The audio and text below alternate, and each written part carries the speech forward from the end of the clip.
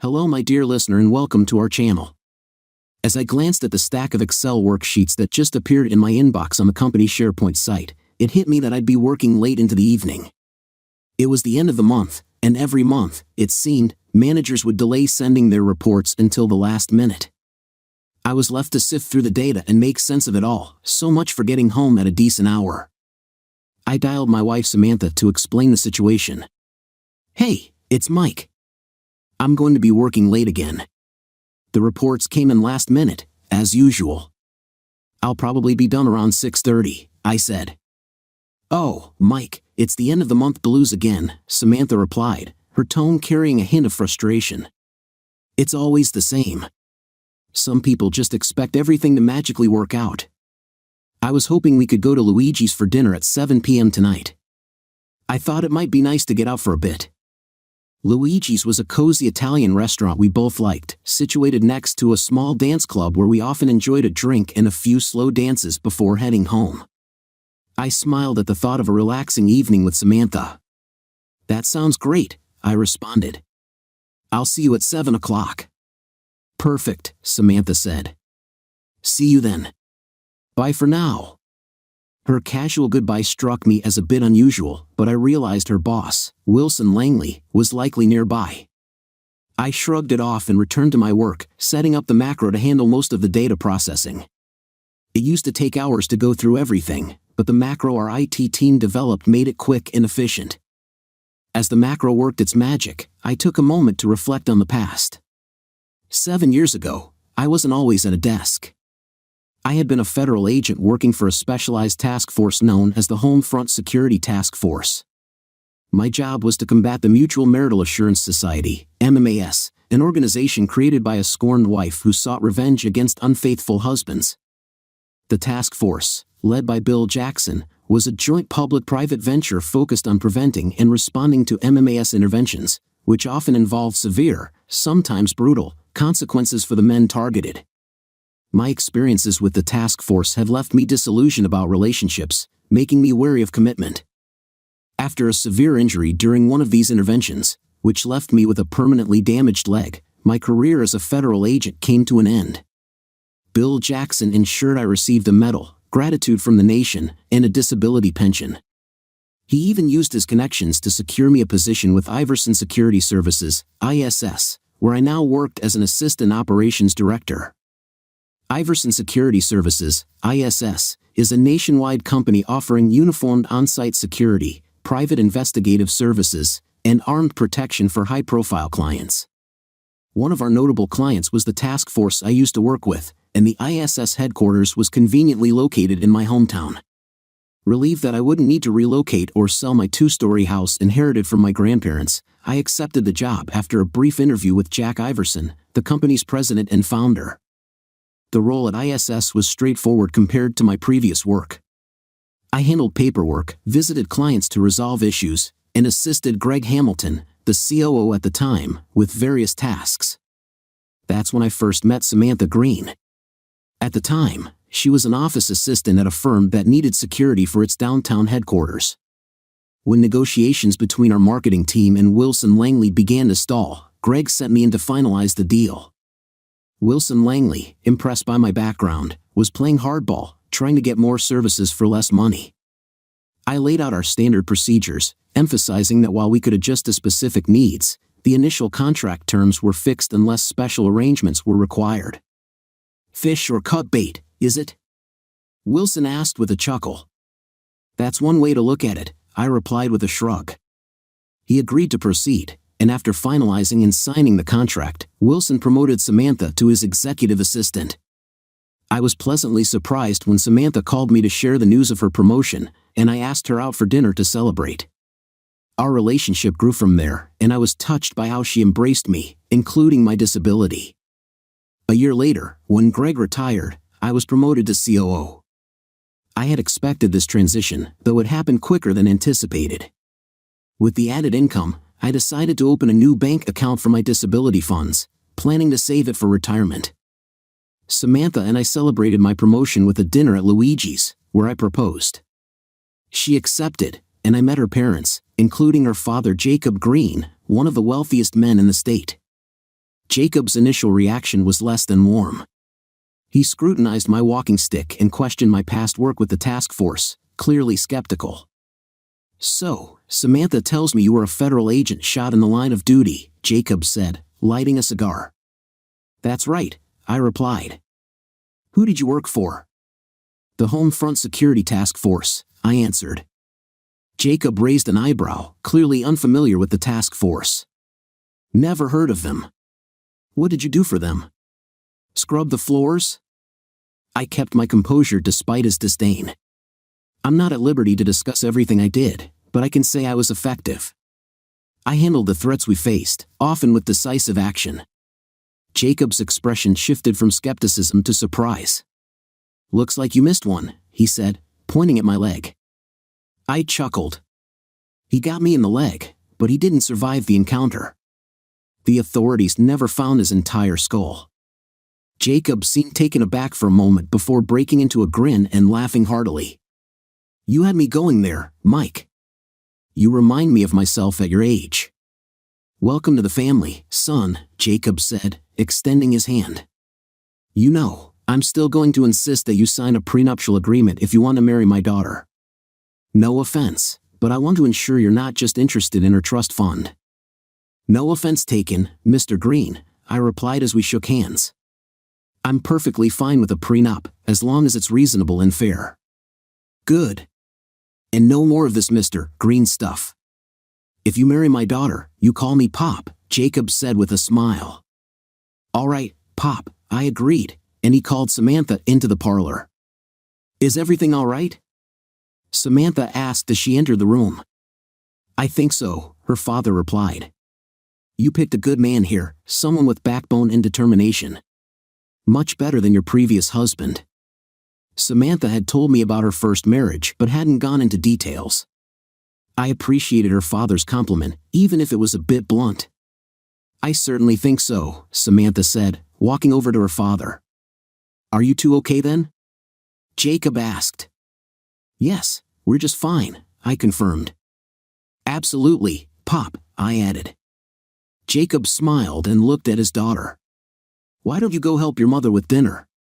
We'll be along shortly." "Okay, Dad," Samantha said, giving him a kiss on the cheek. After she left the room, Jacob turned to me. "Tell me something, Mike. Did you really mean what you said about your work?" "Of course," I said, noticing his concern. "But they were all criminals who deserved it." Jacob looked thoughtful. "Maybe you can share more about it sometime." "I'd love to, Pop, but it's classified and covered by a non-disclosure agreement," I explained. Jacob considered this for a moment before nodding. "I respect that," he said. The rest of our visit went well. By the end of the evening, Samantha and I had warmed up to each other's families. The wedding was held in a grand old church and was well attended. We enjoyed our honeymoon in Hawaii, courtesy of Jacob, and Samantha moved into my house after we returned, selling her condo. Life was good until recently, when I received a notification that my macro had finished processing. I reviewed the final product, checked the numbers, and saved the report.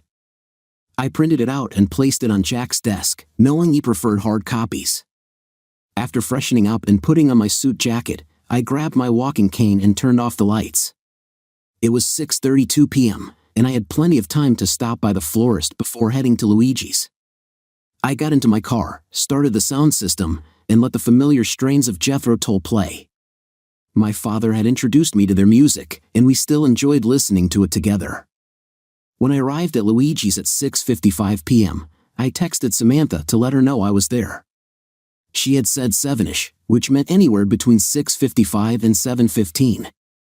I didn't see her car in the lot and received a brief reply, no emojis or terms of endearment, which was unusual. Samantha had been distant lately, and I hoped the flowers I bought would improve her mood. I walked into the restaurant, where the hostess greeted me with a smile that widened when she saw the flowers. "Jacob's, party of two?" she asked. "Yes, that's right," I confirmed. She led me to a table by the back wall and handed me a menu before leaving. I sipped my water and glanced at the menu, already knowing what I wanted. The next 20 minutes seemed to drag by. At 7:20, I looked up and saw a man approaching. His attire and the manila envelope he carried marked him as a process server, something I had encountered before. "Michael Jacobs?" the man asked when he reached my table. "Yes," I replied. "May I please see some identification?" he requested. "Of course," I said, pulling out my wallet and showing him my driver's license. He examined it briefly, handed me an envelope, and took a photo with his phone. "You've been served, sir," he said. "Have a good evening." With that, he turned and walked away. I watched him leave and open the envelope, finding a petition for dissolution of marriage. Given Samantha's recent behavior, I wasn't entirely surprised. It appeared she was filing for divorce, accusing me of adultery, a claim I knew wasn't true. I pulled out my phone and texted Samantha, asking, "What's going on?" As I read the petition, a woman's voice interrupted me. "Mr. Jacobs?" I looked up to see a reasonably petite blonde in a business suit standing at my table. I started to reach for her hand, but she continued, "I'm representing your wife." I retracted my hand and looked at the paperwork. "May I sit down?" she asked. "It's a free country," I replied. "Help yourself." She pulled out a chair and sat down. A waitress approached, assuming the woman was part of my party. "Are you two ready to order?" Cindy asked, holding a pad and pen. "No, I won't be staying much longer," I told her. Cindy nodded and left. I turned my attention back to Allison. "My client requested I collect the papers after you sign them," she said. "So, your client, my soon-to-be ex-wife, expected me to sign these documents without reading them or consulting my own attorney?" "Something like that," Allison answered quietly. "Well, you can tell your client she can forget it," I said. "I'll be in touch with my attorney soon." "That won't be possible," Allison replied. "My client has taken out a restraining order against you, prohibiting you from coming within 500 feet of the marital home." "Really? And I suppose she wants the house as well?" "Yes, she does," Allison confirmed. "And I believe she's entitled to it." "Did your client inform you that the house is solely in my name, inherited from my grandparents before we were married?" I asked. "It's not community property." "No, she didn't mention that," Allison said. "But given the situation, she feels entitled to it." Allison then pulled an envelope from her purse and placed it on the table. I looked inside to find a stack of photos depicting intimate scenes. "We have photographic evidence of your alleged infidelity," Allison said. "We also have video footage. My client has asked me to inform you that if you don't sign these papers, she will ensure that these photos and videos are shared with everyone you know, your boss, your family, and friends." "That's extortion," I said.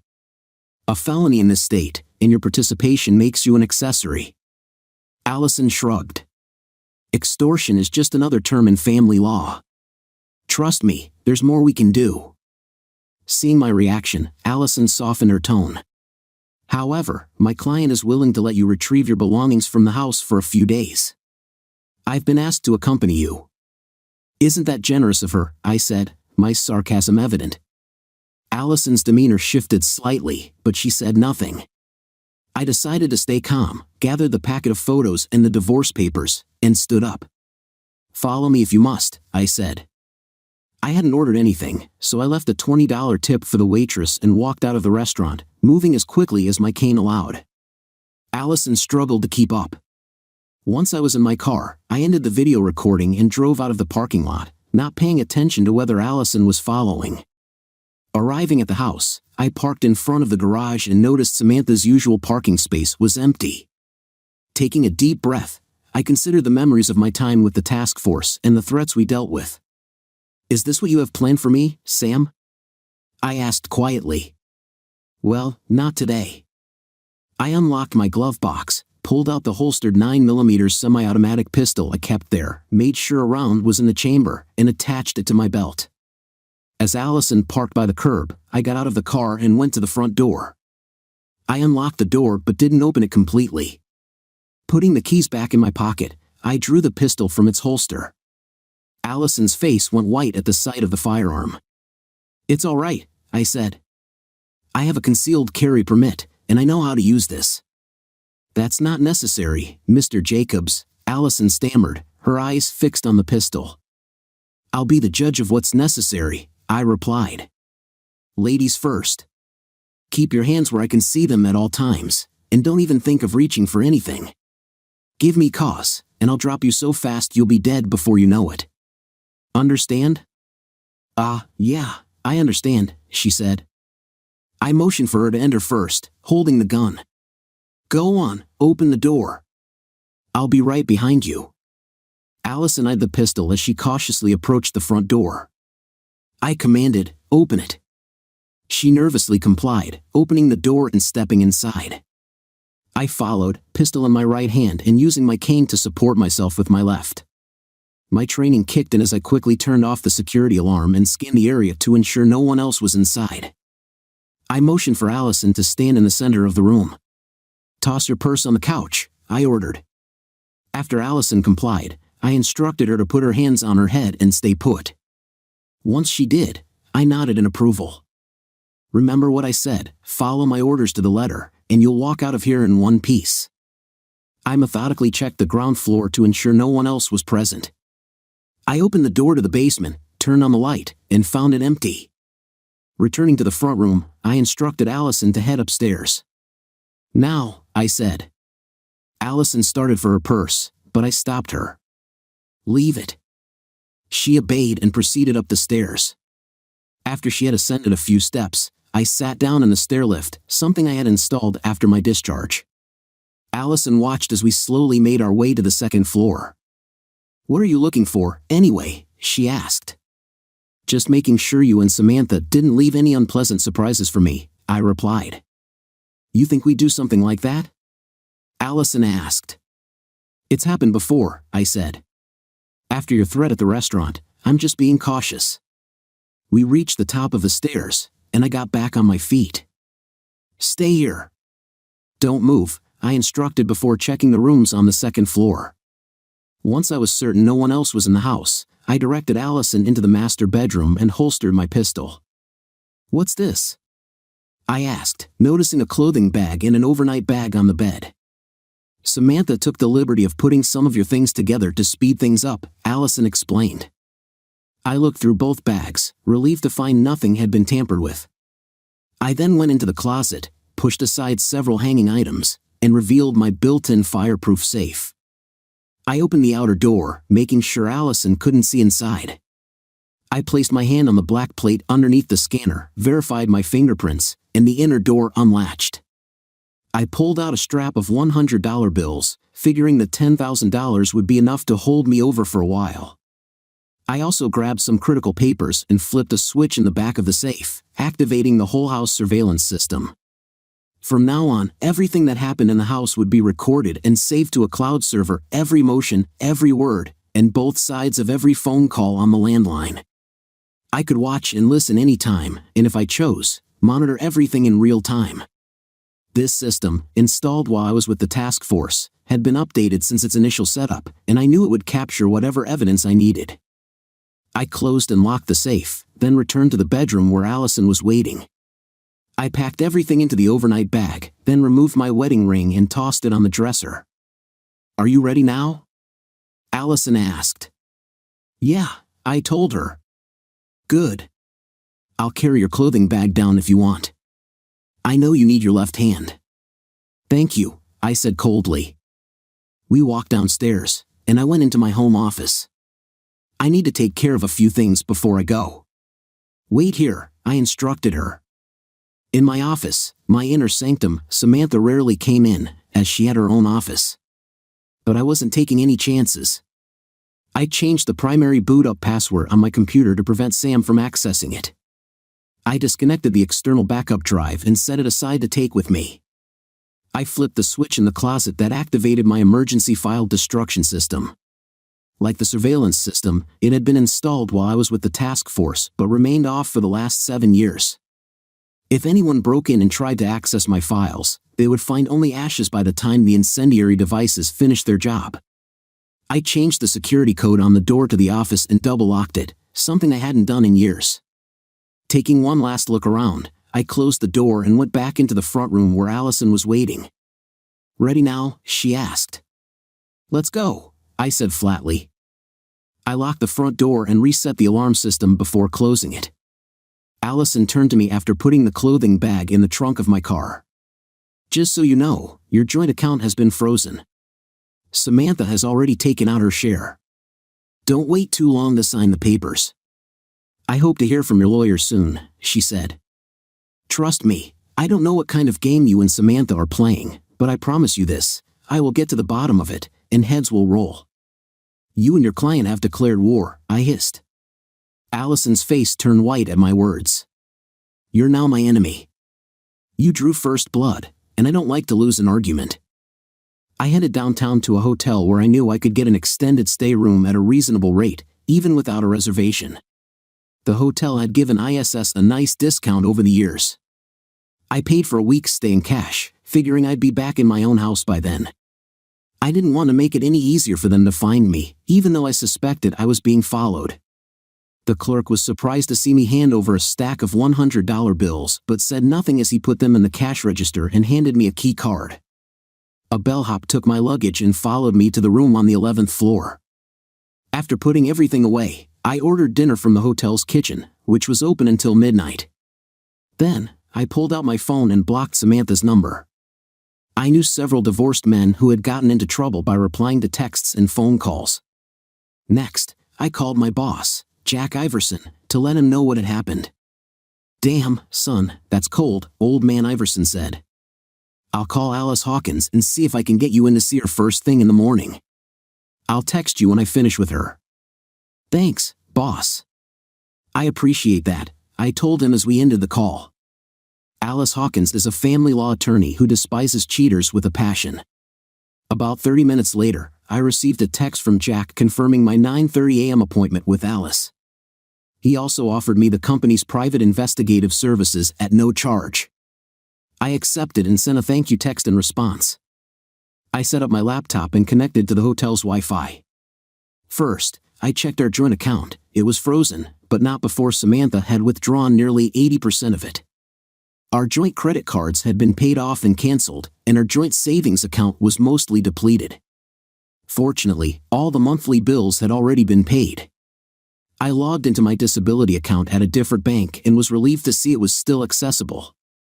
I felt vindicated for not telling Samantha about that account. Next, I logged into my home surveillance system and saw there were 2 videos already saved to the cloud. I pulled up the first video and saw Samantha and Allison entering the house, accompanied by a man in a well-tailored suit. Interesting, I thought, noting the timestamp. This had happened shortly after I left. Well, how did it go? Did he sign the papers? Samantha asked as they entered the front room. No, Allison replied. I told you he probably wouldn't. Legally, he has 30 days to respond. By the way, you didn't tell me you would be armed. Armed? Samantha asked, surprised. You mean with a gun? Yes, Samantha, that's what armed usually means, Allison answered sarcastically. I was terrified. He used to be a federal agent, you know. He was shot in the line of duty, that's why he has that cane. I know he has a concealed carry permit. Oh, wonderful, Allison said. You could have warned me in advance. Wait, the man interjected. Are you saying he pulled a gun on you? Yes, Allison responded. He went through every room in the house, almost as if he was expecting someone to be here. Who does he work for? Do you know? The man asked. No, not exactly, Samantha replied. Some kind of task force. He never talked much about his work, but he did mention to my father that he killed people he didn't throw in jail. Task force, interesting. I'll have to look into that, Allison said thoughtfully. Terrific. A former Fed with a gun. What do you think he'll do when he learns the whole truth? Settle down, Allison said. He's angry, and to be honest, he has every right to be. But he's not stupid, and he won't learn the whole truth. One other thing, Samantha. What? Why didn't you tell me this was his home before you two got married? Allison asked. I didn't think it would matter, Samantha answered. Why? Are you kidding me? Technically speaking, you have no right to this place in a divorce. But you said I deserve to have it, and I meant it. But you've just made my job a whole lot harder, Allison spat. So does that mean we can set him up now? The man asked. I've got a whole thumb drive full of images and videos. It won't take me but a second to put it on his computer, and then he'll be in trouble before he knows what hit him. Put that away right now, Allison commanded. We're not at that stage yet. Besides, he took his backup drive when he left and locked the door to his office. I think he also changed the security code. So what? Give me a tire iron, the man said. I can use that to break through the door. Plus, Sam gave me the password to his computer. Don't even think of it, Allison said, her face flushed. We need to be careful here. Don't do anything rash.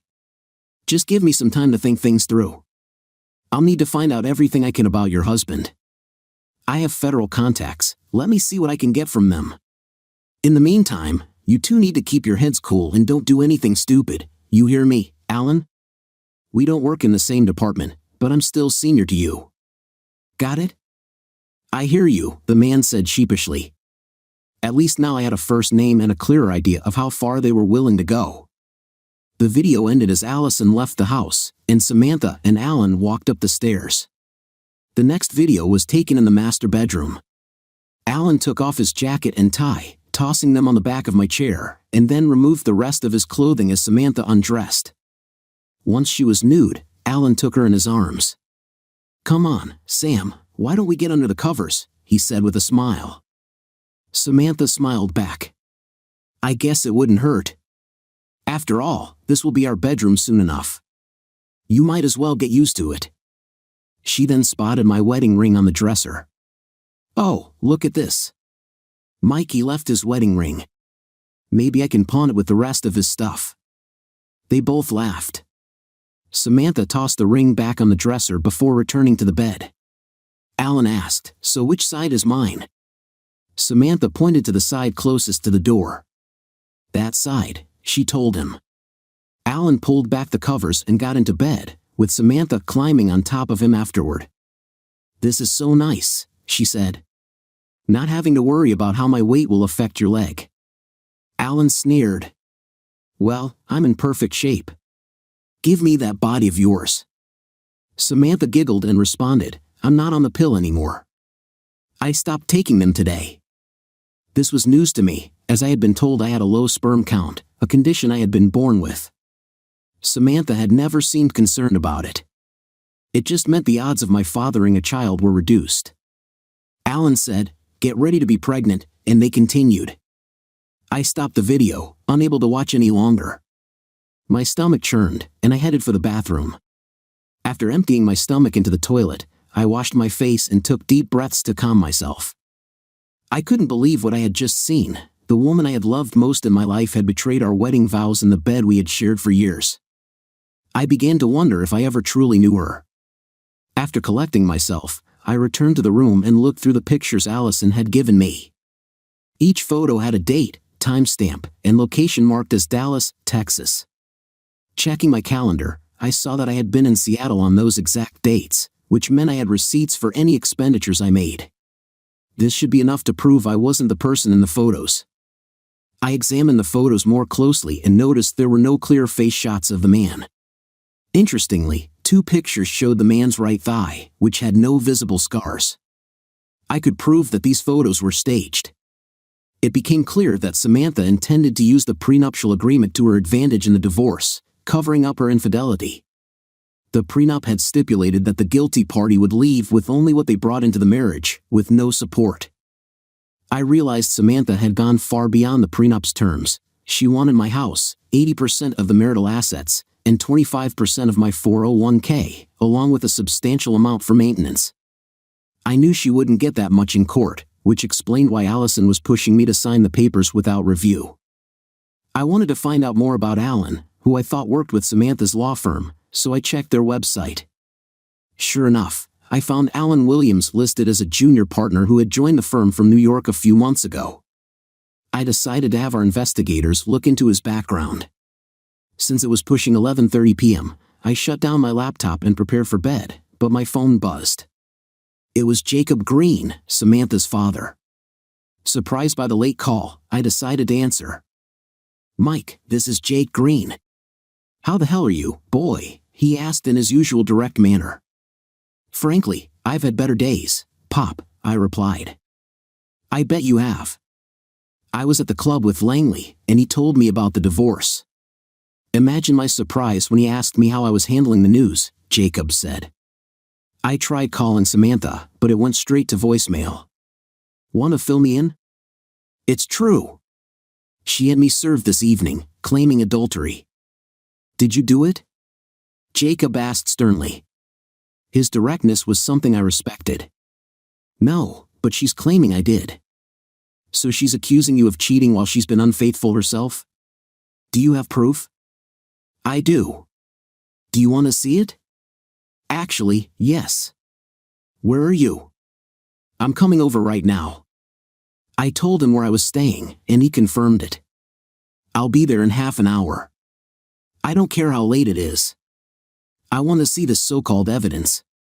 "I'll be here, Pop," I said, and we ended the call. I prepared everything to show him and made a pot of coffee, knowing he'd want some. When I heard a knock on the door, I grabbed my pistol, peered through the peephole, and saw it was Jacob. I verified he was alone, then cracked the door open. "It's just me, son." "No one else is here," Jacob said. I unlatched the chain and opened the door, keeping my pistol close. "Come on in," I told him. His eyes widened at the sight of the handgun. "What the hell, you expecting trouble?" he asked, shocked. "Always," I replied, as I closed and locked the door. "Put that damn thing away, will you?" "It makes me nervous," Jacob said. I made the weapon safe and put it back in its holster. "Want some coffee before we get started?" I offered, holding out a paper cup. Jacob shrugged and took the cup. I poured each of us a cup, and we sat down. "Are you sure this is coffee?" he asked after a tentative sip. "That's what the package says," I answered, causing him to laugh. "Show me what you've got," he finally said. I handed him the photos Allison had given me. Jacob looked through them, his brows furrowed. He sighed and handed them back to me. "Well, the guy in those photos does bear a slight resemblance, but whoever he isn't you," Jacob said. "What makes you say that?" I asked. "For starters, I've seen you in swimming trunks." "That guy doesn't have a scar on his right thigh," Jacob said.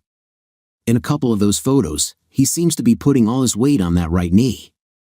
"I've never seen you do that." I smiled at his observation. He was right. Since being shot, I'd never been able to put all my weight on that knee. "Look at the date and time stamp on these photos," I added.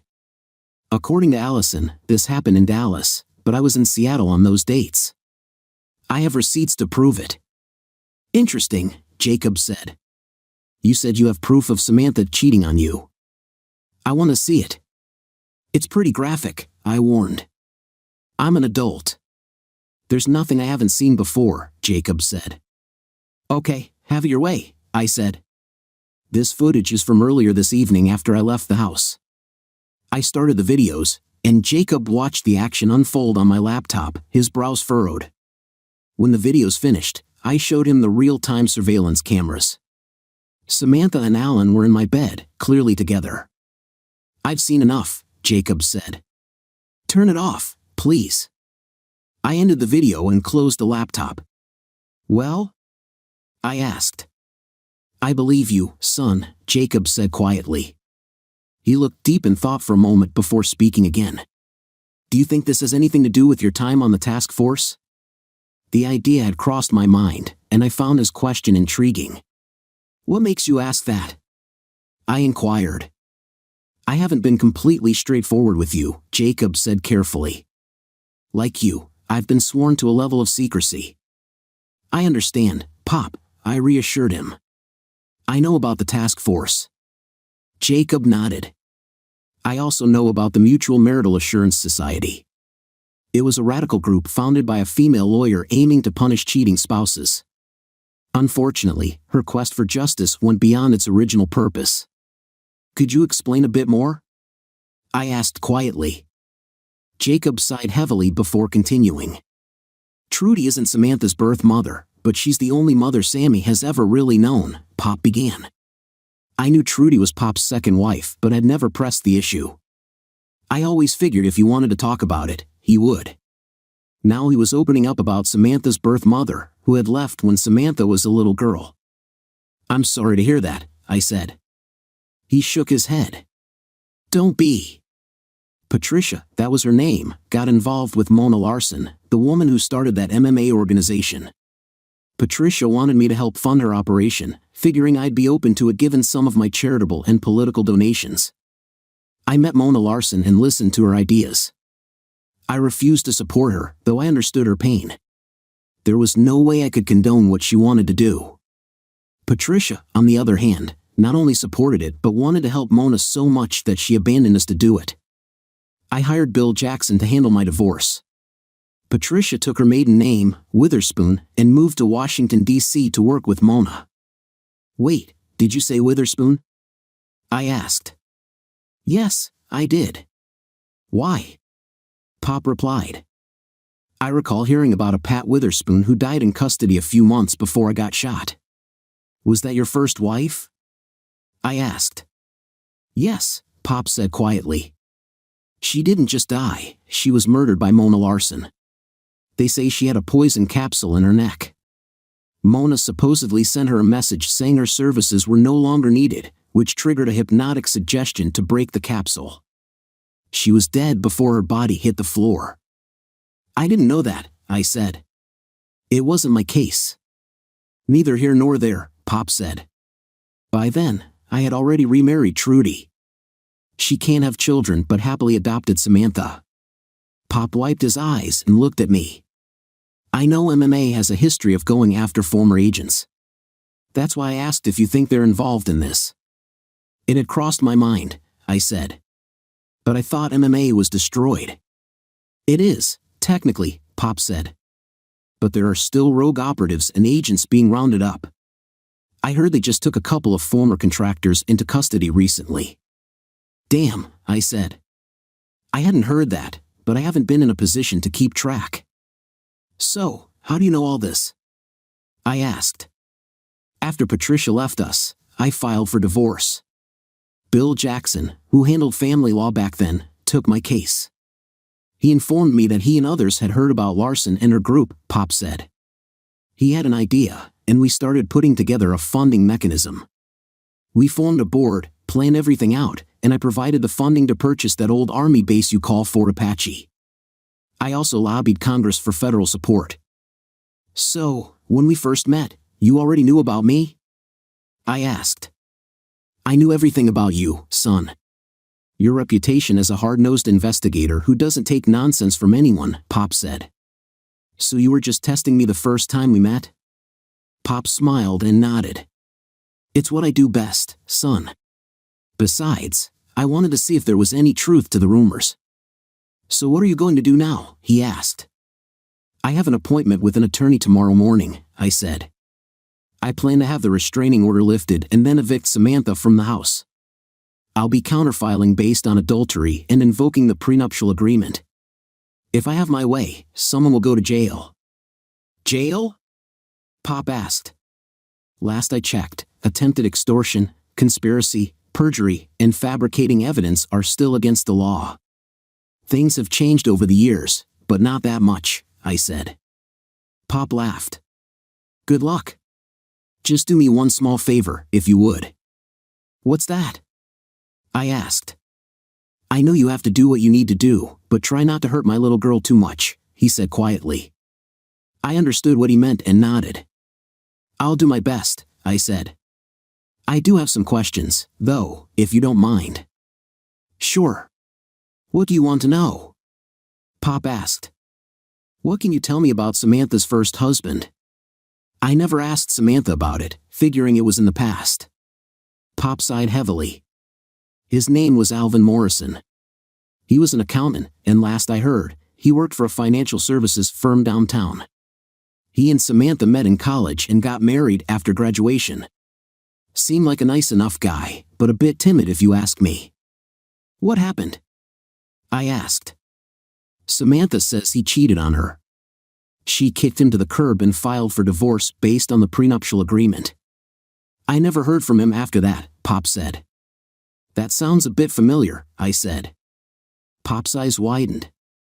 Now that you mention it, yeah, it does. You think she set him up as well? I asked.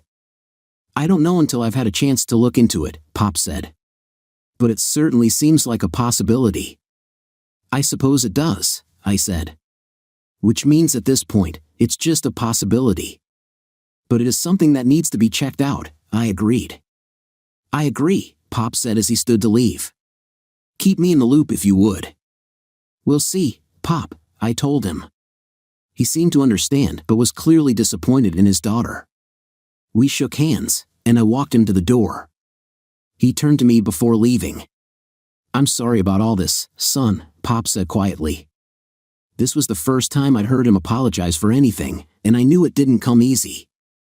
You're a good man and don't deserve this, he added. I appreciate that, Pop. Apology accepted, I replied. One last thing, son, stay in touch, will you? Of course, I said. To my surprise, he hugged me like a father would a son before leaving. I closed the door, went back to bed, pulled the covers down, and went to sleep. The following day, I got up earlier than usual, did my business, dressed, and gathered my things for the day. I didn't check the surveillance system, figuring I could do that when I returned. After grabbing a light breakfast and a fresh caramel mocha, I headed to the office with the classic tunes keeping me company. My boss, Jack Iverson, the CEO of Iverson Security Services, ISS, waved me into his office when I arrived. Terry Torres, the head of investigative services, was also in Jack's office, so I went to Jack's corner office. Morning, Mike, Jack said. I wasn't expecting you in until after your appointment with Alice. I couldn't sleep, so I decided to come in early, I explained. I understand, Jack said. I took the liberty of briefing Terry on your situation. I hope you don't mind. Not at all. In fact, I have a couple of leads that might be useful, I said. Oh? Terry asked. I learned last night that the man Samantha is cheating with is Alan Williams, a partner with the Hempstead Law Group. I couldn't print a picture, but he's on their website. If that doesn't work, you can Google him, I said. Both men laughed. That's a start. Anything else? Terry asked. Yes, I want you to see if you can find Alvin Morrison. I believe he works for a financial services firm here in town, I said. And who is he? Terry asked. He's Samantha's first husband. I want to know everything about their divorce. It should be a public record, so it should be easy to pull up. I'd also appreciate it if you could verify his employment, I said. Got it.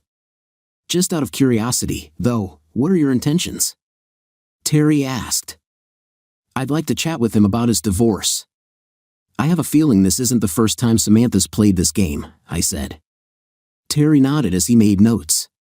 One other thing, I need to know everything you can learn about these photos, I added, handing Terry one of the pictures from the envelope Allison gave me.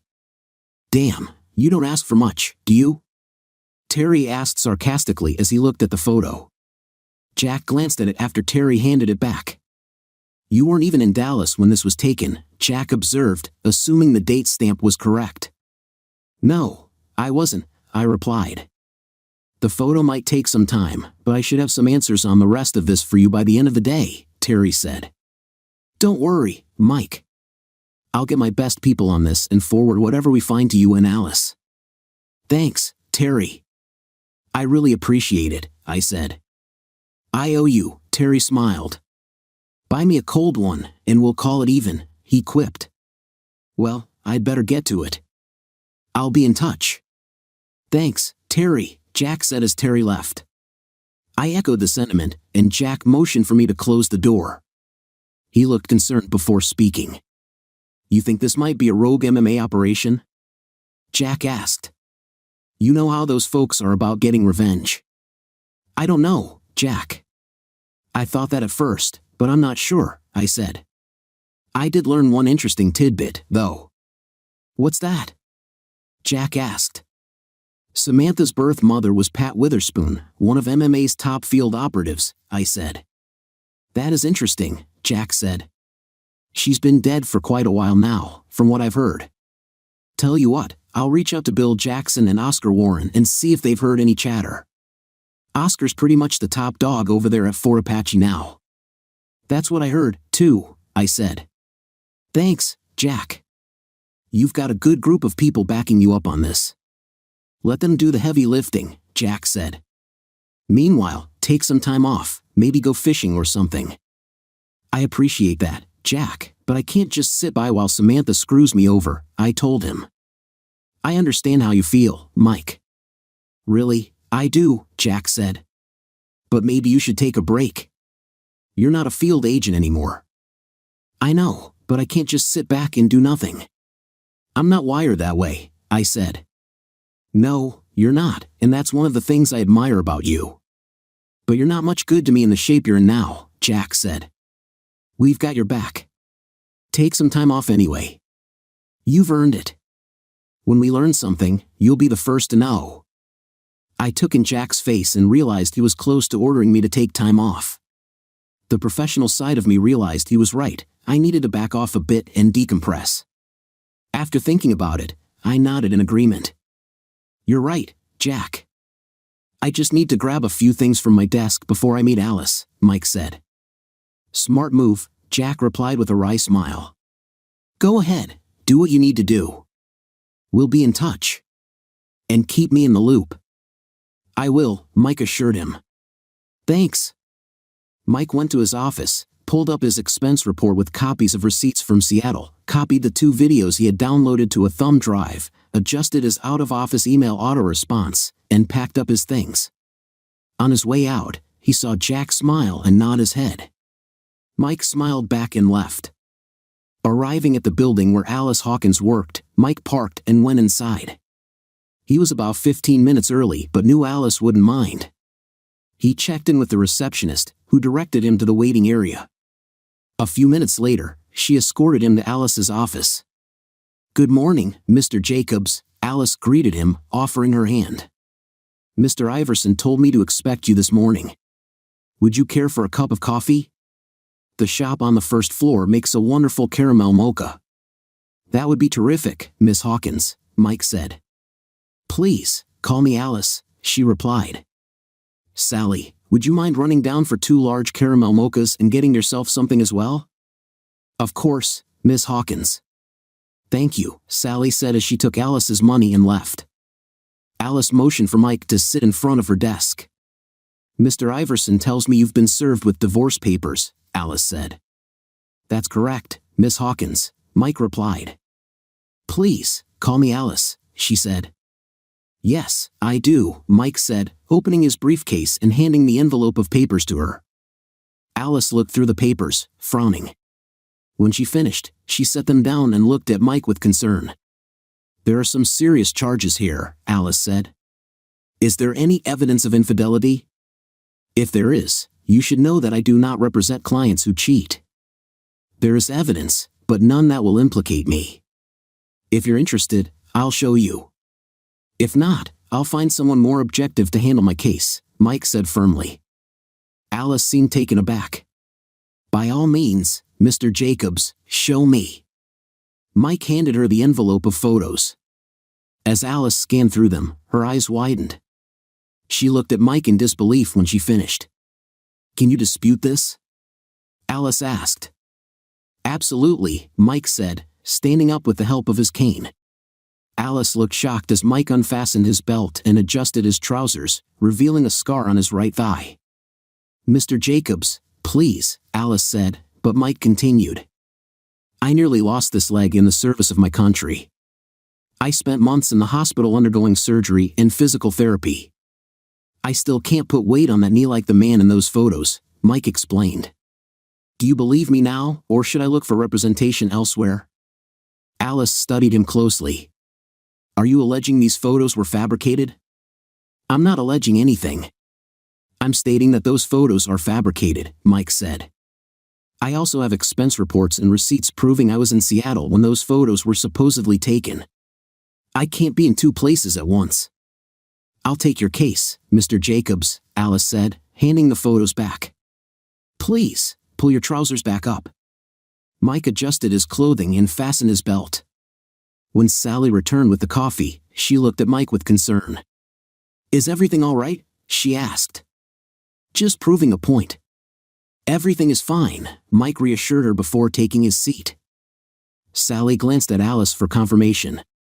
Everything is fine, Sally. Thank you, Alice said. Sally smiled and left the office. Alice took a sip of her coffee and looked at Mike. I'm sorry for doubting you, Mr. Jacobs. I hope we won't have to go through that again. Please, call me Mike. I accept your apology. I hope I won't have to take this to court, but I will if necessary, Mike said. Alice smiled. I see your reputation precedes you, Mike. I doubt we'll need to go that far, but it's reassuring to know you're willing to go the extra mile if needed. What else do you have for me? Mike pulled out his phone and showed Alice the video of his confrontation with Allison. She frowned as she watched, then handed the phone back. So, your wife has retained Allison Cartwright, Alice said. She has quite the reputation as well. Ethics don't seem to be an obstacle for her, according to this video. I'd like a copy of it for my complaint against her. Certainly, Mike said. That video shows several ethics violations and at least one possible criminal act. Plus, Allison accompanied me to my house without a police escort, which is unusual. What else do you have? Alice asked. Mike handed her the thumb drive containing the 2 surveillance videos. Alice reviewed the videos with a smile. Well, this adds more weight to your complaint, she said. What's this about pulling a gun on Miss Cartwright? Did you really pull a gun on an officer of the court? Yes, I did, Mike confirmed. Alice nodded as Mike explained his experiences with the task force. You were concerned that maybe your wife and or Miss Cartwright had something planned to ambush or harm you, she asked. Exactly, Mike said. In fact, I was shot in a similar situation. I understand, Alice said. Fortunately, I'm familiar with the task force and some of the tactics used by similar groups. I've represented several men your task force has helped. I'm sure Miss Cartwright will try to make an issue of this, but don't worry, I've got it under control. Thank you, Mike said. So, let me see if I have this right. You own the house you shared with Samantha? Yes, it was passed down to me from my grandparents long before I met Samantha, Mike explained. And what about your bank accounts? Alice asked. Samantha removed 80% of our accounts, and Allison had them frozen, Mike said. Alice looked surprised. She froze the accounts after your wife took 80%? Yes, Mike confirmed. There was no real reason for it other than to slow me down and hinder my ability to retain legal services. Alice frowned. Why are they doing all of this to you now? That's the $64,000 question, isn't it? Mike replied sarcastically. Hopefully, your company's investigators can find some answers. Yes, Mr. Iverson informed me that Mr. Torres will be working the case. I look forward to his findings, Alice said. First things first, I need to get that restraining order lifted and get you back into your house. Then we'll work on getting your assets returned.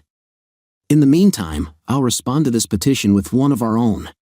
Do you have a copy of your prenuptial agreement? Yes, I do, Mike said, pulling it out of his briefcase. Alice reviewed it and handed him a checklist.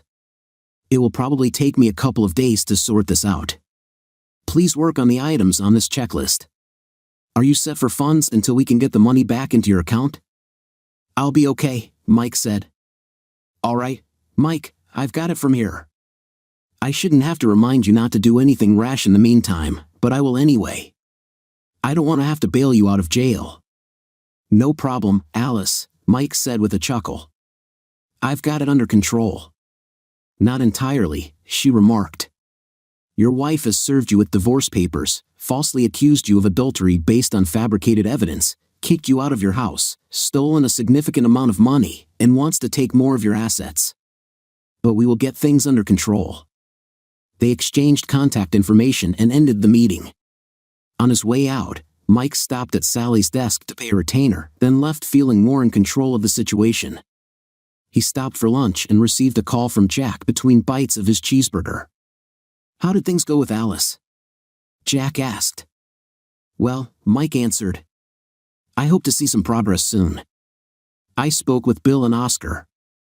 They aren't aware of anything new at the moment, but Oscar said he'll visit you later today or this evening. He'll probably want some background," Jack said. "No problem," Mike said. "Anything else?" "Terry has some information for you. He's sending you an email with his summary so far. I don't want to say too much over the phone, but it turns out Miss Cartwright handled Samantha's first divorce as well," Jack said. "Interesting," Mike replied. Jack continued, "I can hear the TV in the background. Are you at that new sports bar?" "Yeah, enjoying a mega cheeseburger," Mike said. "It's not bad. Maybe you should try it. Take care of yourself, and don't come in tomorrow." "Got it?" "Got it, boss," Mike replied. "Good. By the way, good job on that monthly report. It looks like things are improving out west." "Thanks, I noticed that too," Mike said. "All right, I'll let you go. Talk to you soon." Mike ended the call and turned back to his burger. He was nearly finished when his phone buzzed. It was a text from Terry, with a message from Alvin Morrison, a financial planner, and a phone number. Mike acknowledged the text and received a quick reply, "More to come, stand by. We email." "Thanks," Mike texted back. "That was fast." "We're the best," Terry replied.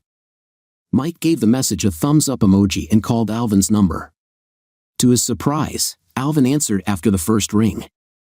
"Thank you for calling Tri-State Financial Services, the best in the business. I am Alvin Morrison. How can I assist in securing your financial future today?" Mike was momentarily taken aback but quickly recovered. "My name is Mike Jacobs. I'd like to speak with you as soon as possible." "Absolutely, Mr. Jacobs. I have an opening at 1 p.m. Would that work for you?" Alvin asked.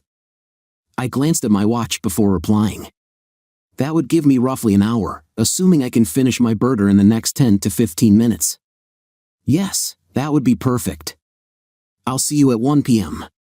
"Great, I look forward to seeing you, Mr. Jacobs," Alvin said cheerfully before we ended the call.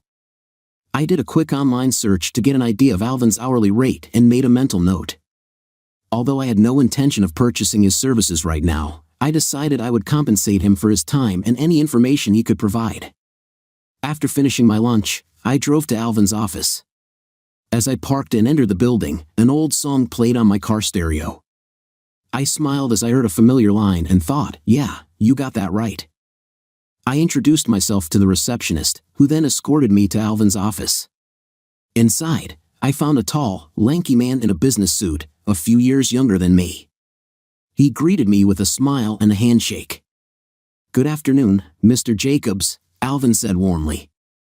"Would you care for a cup of coffee?" "Of course," I replied, taking a seat. The receptionist asked how I liked my coffee, then returned shortly with a steaming mug. I took a sip, finding it to be just right. "So, Mr. Jacobs," Alvin began, "what can I do for you today? Are you looking to invest or possibly set up a retirement portfolio? We offer some of the best packages in the business, and I can assure you a good return on your investments." "Please, call me Mike," I said, hoping to make the conversation more relaxed. "I'm actually not here to discuss investments. I'm here to ask about your divorce from Samantha Green." Alvin's smile faded, and his demeanor shifted. "I'm sorry, Mr. Jacobs, but that's not something I'm willing to discuss.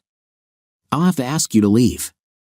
I pulled out a small stack of $100 bills and counted off 3. Alvin's eyes widened.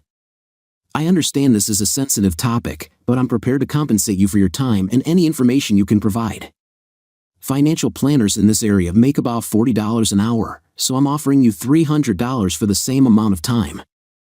Alvin looked at the money, considering my offer. His expression softened. "That's very generous of you, Mike. Just one question before I decide. Are you a private investigator or a law enforcement officer?" "I'm not. I used to be a federal agent, but that was a long time ago," I said, gesturing to my leg and cane. Alvin nodded. All right, I accept your offer. I handed him the bills. Thank you. You're welcome. Would you mind if I recorded our conversation? I want to make sure I capture everything accurately.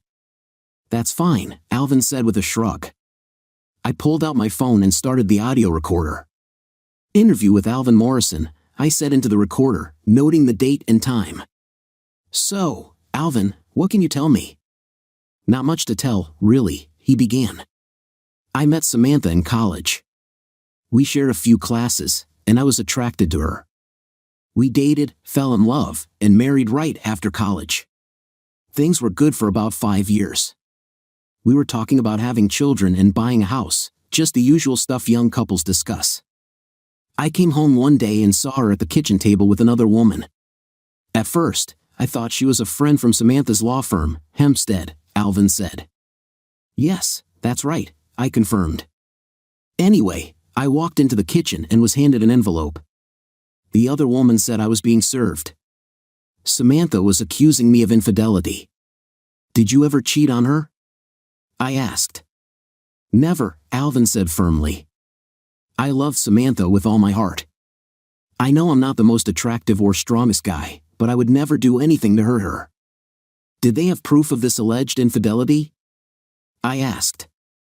The woman, Samantha's attorney, handed me a smaller envelope full of photographs and claimed there were more, along with a video. She threatened to send them to my friends, family, and colleagues unless I signed the papers right then and there. Of course, I refused to sign until I had a chance to see an attorney. Samantha also had a restraining order and said I had to leave immediately. She even had a lot of my belongings packed. Her lawyer informed me that Samantha had other evidence against me and threatened to use it if I didn't sign the papers on the spot. I left and tried to check into a motel, only to find that none of my cards worked.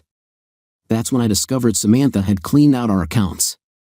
We had over $100,000 saved up, and it was all gone. I ended up staying with my parents, who loaned me enough to see a lawyer, but he wasn't much help. I went back to the condo to collect more of my things and hopefully talk some sense into Samantha, forgetting about the restraining order. When I arrived, I found her with another man. I lost my temper and confronted him, but he was much bigger and stronger. He beat me badly, and I had to be taken to the hospital in an ambulance. When I woke up, I was handcuffed to the bed and informed that I was under arrest for violating the restraining order and possessing illegal material. After being discharged, I was taken to jail. The detective later discovered the images on my phone were placed there after I was knocked unconscious, so the charges were dropped. However, the damage was already done. I lost my job, and my life seemed to fall apart. As for the restraining order, it turned out to be fabricated as well. The papers Samantha's lawyer gave me hadn't been filed with the court. I ended up spending a weekend in jail, and after that, things just spiraled. I was broke, out of a job, but still expected to pay alimony and the mortgage on the condo. I took whatever work I could find just to stay afloat. I finally landed a job here and am just beginning to see some light at the end of the tunnel. Do you still have the pictures they gave you of your alleged infidelity? I asked. Yes, I do, Alvin said, pulling out a small, tattered envelope from his briefcase. I keep meaning to throw them away, but I haven't gotten around to it yet. I looked through the photos and was shocked by what I saw.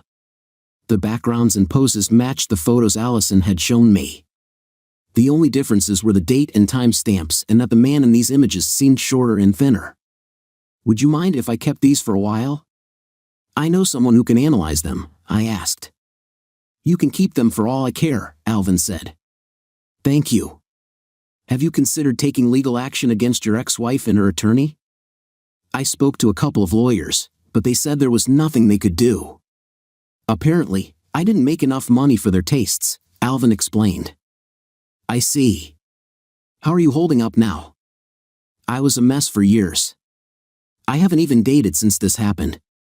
I have trust issues and am still trying to dig out of debt, Alvin said. At least you don't have alimony or the condo mortgage to worry about anymore, I said, hoping to offer some encouragement. Alvin's expression shifted to one of shock and confusion. What are you talking about? He asked. I was under the impression that Samantha remarried about 6 years ago and sold the condo around the same time, I said. No one told me that, Alvin replied, shaking his head. So, Samantha's attorney had those payments taken directly from my paycheck and deposited into an account for Samantha? I did some quick calculations and estimated that Samantha owed Alvin just over $210,000. I realized that Terry would need to investigate Samantha's financial records further, as there might be an account with significant funds. Can you contact your HR department to find out where that money was being sent? I asked. I'll ask, Alvin said. And if they refuse to give you that information? I inquired. Then I'll have my lawyer file a subpoena, Alvin replied. Something about this doesn't add up. It sounds like you might have a serious case against your ex-wife and her attorney. That's what I'm thinking, I said. Would you be willing to testify in court? Absolutely, Alvin said firmly. If it means she could go to jail, I'll testify. Alvin agreed to have his lawyer get in touch with me, and I thanked him before standing with the help of my cane. Alvin stood with me and offered his hand, which I accepted. We'll be in touch, I said as we wrapped up the meeting. I left and headed to my hotel room. Once there, I pulled out the photos Alvin had given me and compared them to the images I already had. They were nearly identical. I grabbed my phone and called Terry Torres. Terry, are you anywhere near my hotel? I asked. I can be there in about an hour, Terry replied. What's up? I've got a little challenge for you. Can you come by my room? I have something for you to check out, I said. Sure, I'm up for it, Terry responded with a hint of enthusiasm. We ended the call, and I checked my home surveillance system. Nothing new had been saved since Samantha and Alan left this morning. I called Alice next. Yes, Mr. Jacobs, she answered. I briefed her on my meeting with Alvin and heard her gasp in surprise. I've checked, and I can assure you the restraining order against you is indeed real. But I definitely want to speak with Mr. Morrison, she said. We exchanged contact information before ending the call. A knock on the door signaled Terry's arrival. What's up, boss? He asked as I let him inside. I showed him the photos Alvin had given me, and his expression turned to one of shock. Can you explain this? I asked. I've heard of this, but I've never seen it firsthand, Terry said as he examined the images. These look like deep fake photos. Essentially, someone with the right skills can create convincing fake images and videos that are hard to disprove. It seems like they're using the same background and individuals to make fake images of spouses. Pretty lazy, if you ask me. Do you think we can prove these are fakes to a judge? I inquired. I know some photo experts who could probably dissect these, but it would be easier if we had the originals, which I suspect are digital, Terry explained. I'll take a few from each batch and see what I can find. Anything else? I asked. Yeah, I looked into Williams for you, Terry said. He joined Hempstead not long ago from New York. He's married with 2 kids. He showed me a family portrait of Williams with a woman and 2 young children. For a lawyer, he's not very bright, cheating on a beautiful family like that. Tell me about it. What's his wife's name? I asked. Rhonda. She's a state representative and heir to a wealthy family. She's still in New York, and I'd bet there's a prenup involved, Terry said. I figured as much, I said with a nod. What else did you find out? I looked into Morrison's divorce, Terry continued. According to the paperwork, Samantha filed for divorce based on adultery.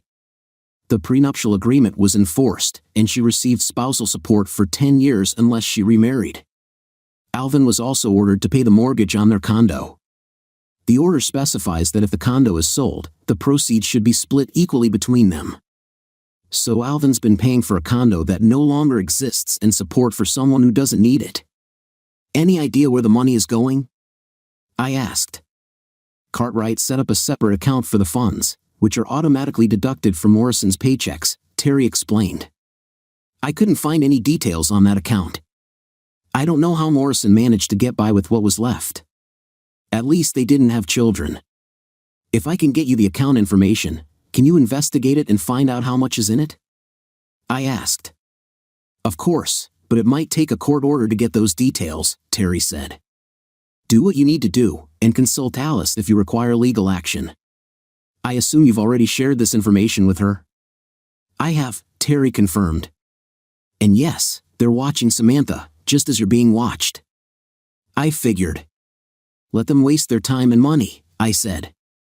Terry chuckled. Well, I better get back to it. I'll send you an email with what I have so far, Terry said. Sounds good. I look forward to your report, I replied as we shook hands. Good work, Terry. He smiled at the compliment. Thanks, boss. That means a lot. I noticed an extra spring in his step as he left the room and smiled. Terry was a good man, and I meant what I said. I sat down at my laptop and logged into the home surveillance system.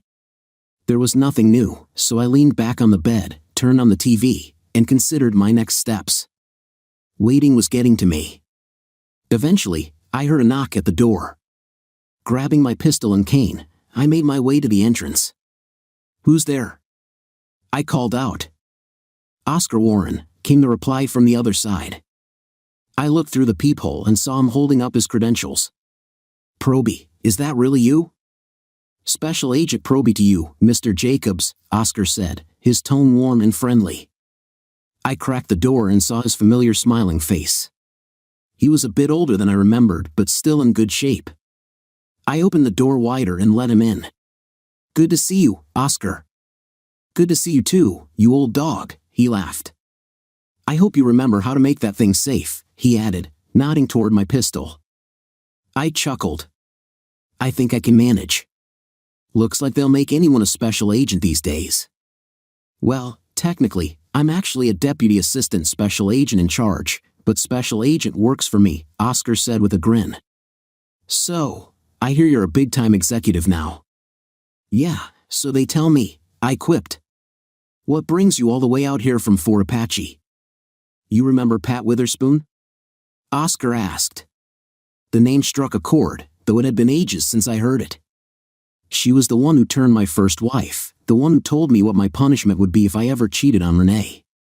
She died in my custody when Mona Larson played her little Jedi mind trick.